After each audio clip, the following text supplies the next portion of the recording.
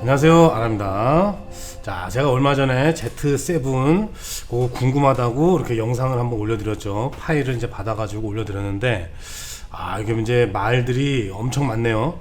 저도 처음에 이제 제주도에서 보내주신 그 작가님 사진을 보고, 야, 이 정도면은 아주 기가 막힌데 했는데, 그날 보내주신 다른 분들 사진들은 또 괜찮았어요. 근데 나중에 이렇게 보내주신 분들 사진 보니까 또 그런 분들은 30분 똑같이 주간 장노출인데도 핫픽셀이 많더라고요. 그러니까 제가 객관적으로 봤을 때는 그래도 제가 쓰는 이제 캐논보다는 좀 니콘이 이제 좀 적긴 한데, 지금 영상에 이렇게 댓글 달린 걸 보니까 이게 카메라마다 복불복인 것 같아요. 그러니까 제가 처음에도 이 의도가 니콘도 이럴 리가 없다.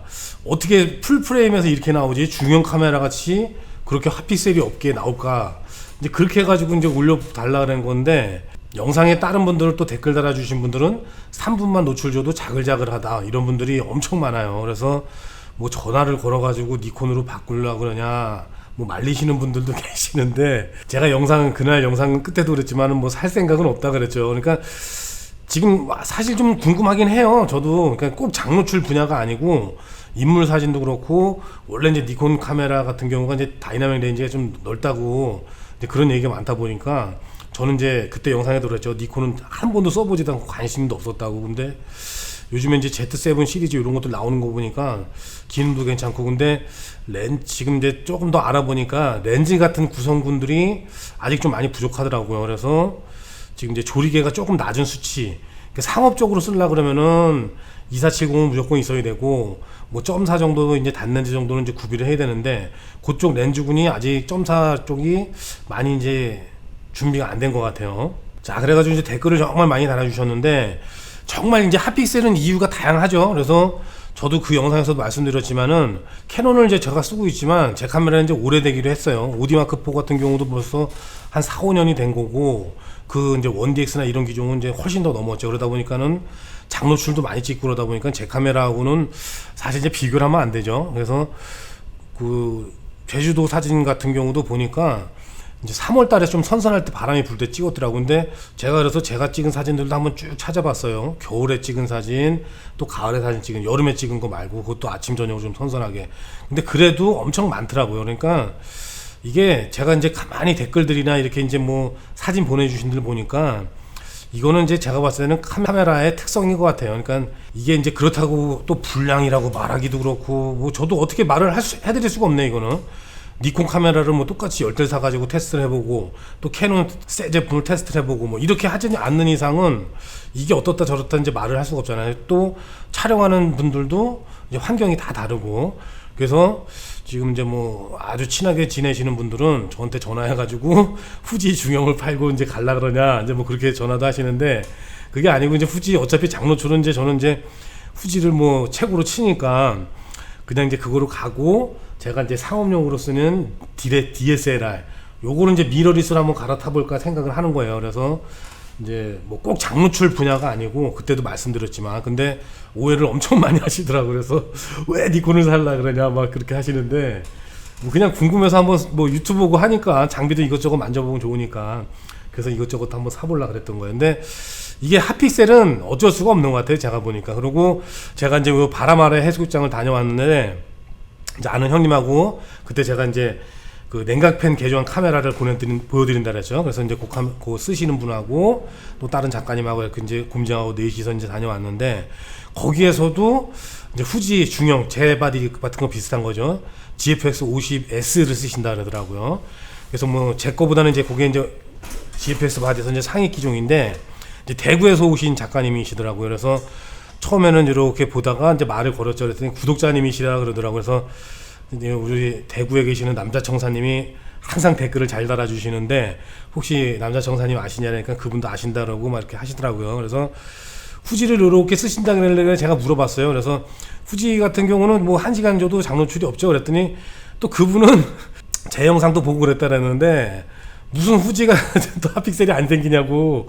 그분 50S 바디는 3분만 둬도 또 핫픽셀이 자글자글 하대요. 그래서 그럴 리가 없는데, 저는 1시간 줘도 거의 끄떡 없이 문제없이 쓰는데, 그랬더니 그분은 이제 펜탁스 645D 예전에 이제 나온 중형 있죠. 그거 2대를 걸어놓고 이렇게 쓰시더라고요. 그래서 이 펜탁스 같은 경우는 핫픽셀이 아예 없다 그러더라고. 한 시간 줘도. 근데 이 후지 중형 같은 경우는 또 핫픽셀이 3분만 줘도 자글자글 하대요. 그러니까 제주도에서 이제 보내주신 분도 계시고 천안 쪽에 사시는 분도 계셔서 이분은 또 자글자글 하다 그러고, 저도 막 혼란이 왔는데 지금 이제 여기 가서 이제 바람 아래 가서 이제 그분을 또 만나보니까 아무래도 이거는 뭐 진짜 뭐 복불복이라 그러면은 진짜 뭐 이건 핫픽셀이 많이 생기는 분들은 억울한 건데, 물론 이제 그렇게 하면 안 되겠죠. 근데 뭐 특성을 타는 건지 모르겠어요. 또 그리고 지금 이제 대구에서 오신 작가님하고도 좀 얘기를 좀 길게 나누긴 했는데, 뭐 촬영 같은 거야 뭐 암막 같은 것도 씌우고 아주 디지털 이제 미러리스 바디인데도 아주 꼼꼼하게 다 싸매가지고 그렇게 촬영을 하시더라고요. 그러니까 촬영 스타일도 보면은 뭐 사진 처음 한두 번 찍으시는 이제 뭐 초보분 같지도 않은데, 근데 3분만 찍어도 중형받아서 자글자글하다 그러니까는 저는 또 이제 더 의구심이 들죠. 그래서 저도 이제 뭐 어떻게 결론을 내려야 될지 모르겠어요. 그래서 제가 뭐 결론을 내려드리려고 그런 영상을 만든 것도 아니고, 니콘이 이제 그렇다길래 이제 저도 궁금해서 만든 영상인데, 영상을 처음 올렸을 때만 해도 니콘 바디에 잘 쓰고 있습니다, 핫필이 없습니다, 뭐 이런 댓글이 많이 달렸는데, 시간이 지나가면서록 니콘도 핫픽셀 많다 그런 이제 댓글들도 많이 달리는 거 보면은 원래 이제 35mm 풀프림에서는 이제 그게 한계인 것 같아요. 그리고 이 대구에서 만나신 작가님 같은 경우는 중형을 쓰시는데도 핫픽셀이 이제 많다 그러니까 그거는 제가 잘 모르겠어요. 제가 지금 후지 쓰시는 분들만 지금 뭐 자주 촬영 다니시는 분만 해도 하나 둘 셋 한 4-5분 정도 되거든요. 그래서 뭐 GFX 100S 그 다음에 100V 50R 50S 뭐 이렇게 쭉 쓰시는 분들이 계시는데, 이런 분들하고는 저하고 이제 핫픽셀 얘기를 거의 해본 적이 없거든요. 그래서 50R 같은 경우에는 이제 핫픽셀이 안 생긴다, 우리는 아예 이제 그렇게 맨날 얘기를 하고 다녔었는데, 이분은 또 3분만 줘도 엄청 생긴다 그러니까 조금 이제 복잡해지죠.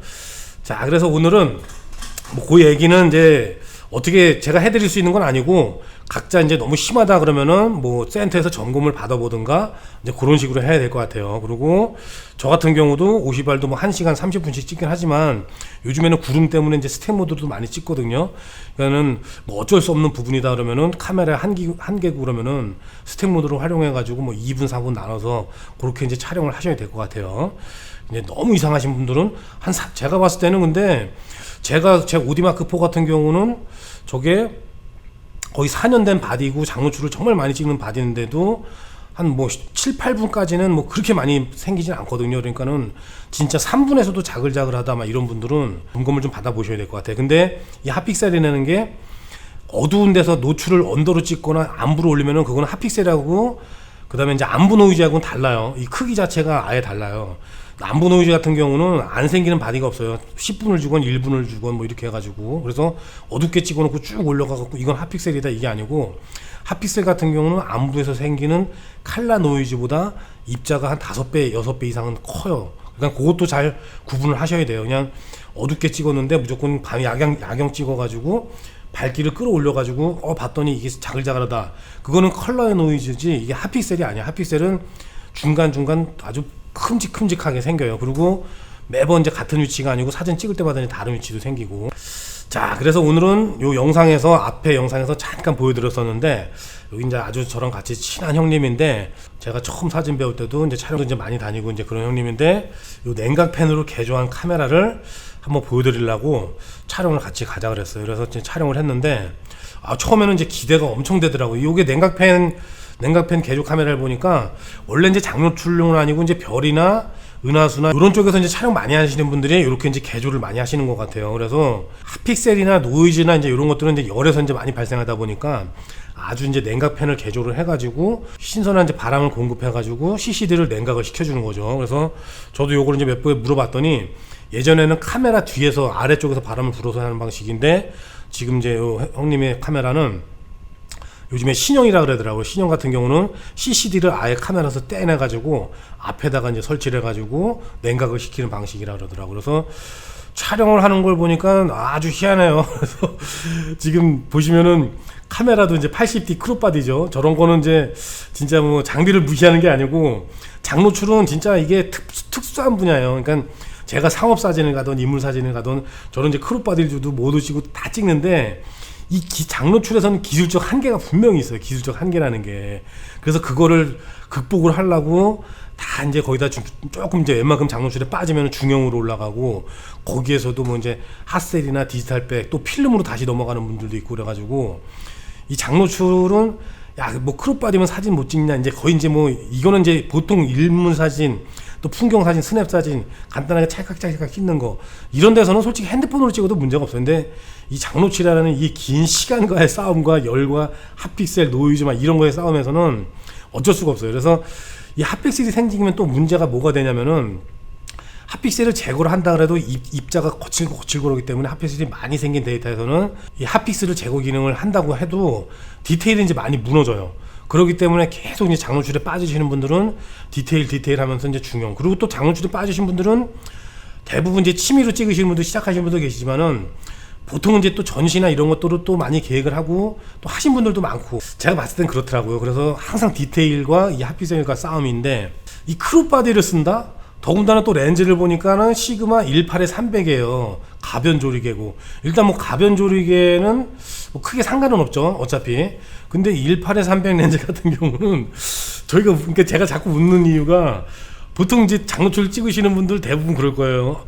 야, 크롭바디에 18에 300 뭐 이런 렌즈로 사진을 찍는다고. 근데 제가 나중에 이제 좀 이따가 이제 여기 우리 작가님, 이제 친한 형님이라고 하는 작가님 인스타그램도 한번 이렇게 소개를 해드릴 테니까 한번 보세요. 사진 잘 찍어요, 기가 막히게. 그러니까 조금 이제 보정도 잘 하시고 또 느낌도 있어가지고 사진도 잘 찍어요. 그래서 근데 카메라를 이제 꺼내가지고 장착하는 걸 보고 희한하더라고요. 이거는 뭐 18-300 뭐 쓰지도 않는 이거 뭐 진짜 여행용 줌 렌즈, 싸구려 렌즈를 끼고 거기다 80D에다가 뭐 이제 냉각팬이 달렸으니까 저 배터리 연결하고 그다음에 온도계 연결하고, 야 이거 보면서 이제 너무 이제 거추장스럽더라고. 그래서 형님 나는 이거 못해 갈 것 같아. 그냥 나는 그냥 중형으로. 이게 사실 조금 궁금해가지고 보고선 괜찮으면은 저도 한 대 개조를 한번 해볼까 아마 이런 생각이 들었었어요. 근데 이게 뭐 거추장스러워가지고 저는 좀 그렇더라고요. 근데 결과물은 이제 되게 궁금하더라고요. 그래서 1시간이 아니고, 자 여기 이제 메타 정보를 한번 보시면은, 자 4784초를 찍었죠. 자 계산기를 한번 보면은 4784 나누기 60은 자 79.7분, 그러니까 80분을 찍은 거예요. 1시간 20분을 촬영을 했는데, 지금 메타 정보 보시면 이렇게 나오죠. 렌즈도 18에 300, f3.5에 6.3 DC 매크로. 자 이렇게 크롭바디용 렌즈. 자 그 다음에 카메라 같은 경우는 EOS 80D. 자 이제 이렇게 찍었어요. 조리개 13. 자 그리고 특이하게 또 가변 ND 필터를 써요. 그래서 제가 봤을 때는 아주 최악의 조합이에요. 그러니까 보통 이제 화질 떨어진다고 가변 조리개도 안 쓰고, 크롭바디는 전혀 이제 장노출하고 맞지도 않다고 생각을 하고, 거기다가 뭐 L렌즈나 이제 고급형 렌즈도 아니고 18에 300 뭐 저런 렌즈를 쓰고, 그래서 야 이건 아닌데 이제 계속 얘기를 했는데, 야 이제 찍고 나서 이제 80분을 노출을 줬잖아요. 근데 1시간을 주면은 중형 카메라 같은 경우에서도 노이즈가 이제 다 생기거든요. 그러니까 어느 정도 핫픽셀이 생겨요. 셀 수 있을 정도로. 근데 사실 여기 이제 제가 보고선 80D로 치고서는 깜짝 놀랐어요. 핫픽셀이 이제 전혀 생기는 건 아닌데, 작은 큰 핫픽셀 정도가 거의 이제 눈에 보기에 없더라고요. 자 시간은 오후 3시, 조금 이제 더울 시간이죠. 자 사진을 확대를 한번 해볼게요. 자 여기 이제 100%인데 요 정도에서는 아주 깔끔하죠. 그리고 이제 물이 지금 이제 요까지 이제 거의 잠길 때라서 요 뒤에 보이는 나무 기둥 같은 경우는 이제 흐릿하게 보이죠. 그러니까 물에 다 잠긴 상태예요, 얘네들은. 자 그래서 조금 더 이제 확대를 해보면은, 자 300%로 하면은, 자 지금 핫픽셀이 좀 보이긴 하죠. 많이 보이죠, 이런 데서는. 자 녹색, 빨강색, 보라색 막 이렇게 보이죠. 자 그래서 이 핫픽셀은 1시간 이상 주거나 이랬을 때는 디지털에서는 이제 어쩔 수가 없는 것 같아요. 이게 아무리 냉각팬을 개조를 하고 뭐 어떤 짓을 한던 간에 이거는 이제 어쩔 수가 없는 거예요. 그러니까 제주도에 봤을 때 그 작가님 카메라가 특이하거나 아니면은 뭔가 이제 특별한 숨은 비법이 있다든가 그런 게 아니고서는 모든 카메라에서 이게 핫픽셀은 어떻게 할 수가 없어요. 그래서 근데 이게 지금 1시간 준 상태로서는 아주 그 냉각팬을 달아가지고 이게 많이 감소가 됐어요. 1시간 20분 찍어가지고 더군다나 크롭바디에서 이렇게 나올 수가 없거든요. 그러니까 OD에서도 1시간 주면은 아예 못 쓰게 지금 자 이게 이제 거의 400%로 확대를 한 건데 핸드폰으로 보시는 분 있을까봐 혹시 자 그럼 600%, 500%, 뭐 500%까지 확대할 일은 없지만은 자 이렇게 이제 조금씩 이제 보이죠. 이렇게 큰 것들이 원래 이런 것들도 이제 더 크게 보여야 되는데 이게 냉각팬으로 시켜주다 보니까 많이 줄어드는 거죠. 그래서 일반적으로 이제 개조를 하지 않은 풀프레임 바디에서도 이거보다 훨씬 생기는데 이 정도면은 아주 그래도 크롭바디랑 뭐 진짜 18-300 렌즈에다가 가변 필터에다가 제가 생각하는 막 최악의 조건들은 다 갖추고 나서 이렇게 결과물이 나왔다는 거는 괜찮은 것 같아요. 그래가지고선 요게 이제 업체가 궁금하신 분들은 뭐 제가 이제 뭐 광고를 하는 건 아니지만은 일단 이제 홈페이지는 이렇게 이제 띄워드릴게요. 그래서 이제 이런 업체인데 제가 봤을 때는 이제 추천해드리기는 힘들어요. 그러니까 장노출에 빠지고 이제 별 사진 찍으시는 분들은 아마 이제 뭐 이런 게 있다 해가지고 관심을 가져도 되겠죠. 근데 저 같은 경우에는 요게 이제 개조 비용이 이제 크롭바디 같은 경우는 이제 홈페이지에 써 있어요. 그러니까 한번 홈페이지에 들어가셔가지고 더보기란에도 한번 남겨놓을 테니까 그걸 보셔가지고 궁금하신 분들은 그걸 이제 참고를 한번 해보시고. 근데 지금 이제 냉각팬이 달려 있어가지고 저는 처음에 생각할 때 얘기만 들었을 때는 냉각팬을 빼가지고 이제 일반 카메라로 쓸 수 있는 줄 알았던 거죠. 근데 냉각팬을 개조해버리면 이제 쓸 수가 없으니까 일반 사진 찍을 수가 없어요. 그러니까 별 사진, 장노출 이렇게 특화된 사진만 쓸 수가 있어요. 그러니까 카메라 한 대는 아예 이걸로 써야 되는 거죠.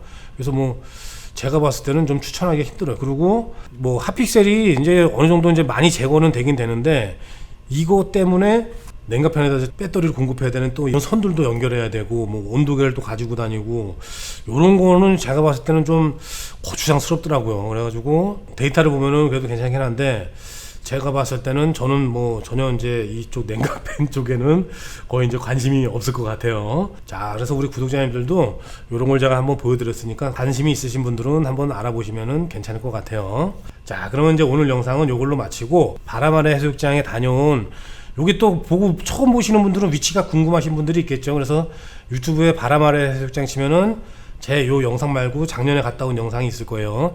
처음에 제가 이제 위성지도 보고 발견해가지고 간 게 작년 아마 초쯤인데 위치하고 이런 거 지도를 해갖고 다 올려놓은 영상이 있어요. 그래서 가시는 분들이 좀 헷갈려 하시는 게 이 바람 아래 해수욕장에 주차장을 딱 하고 나면은 주차장에서 바다 쪽으로 보면 섬이 하나 보여요. 근데 물이 잠겼을 때는 섬이고 물이 안 잠겼을 때는 해변을 해갖고 그 솔섬처럼 들어갈 수 있거든요. 그 섬으로 들어가셔야 돼요.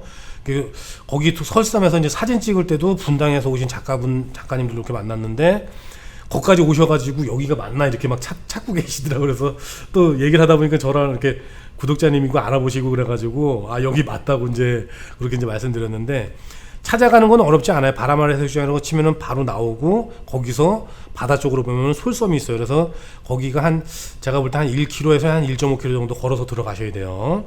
자, 그래서 이제 갔다 와서 파일 제가 이제 찍은 촬영하고 보정하고 그런 거는 다음 영상으로 만들어 볼게요. 오늘 영상이 좀 길어져 가지고. 자, 그럼 다음 시간에 또 뵙겠습니다. 감사합니다.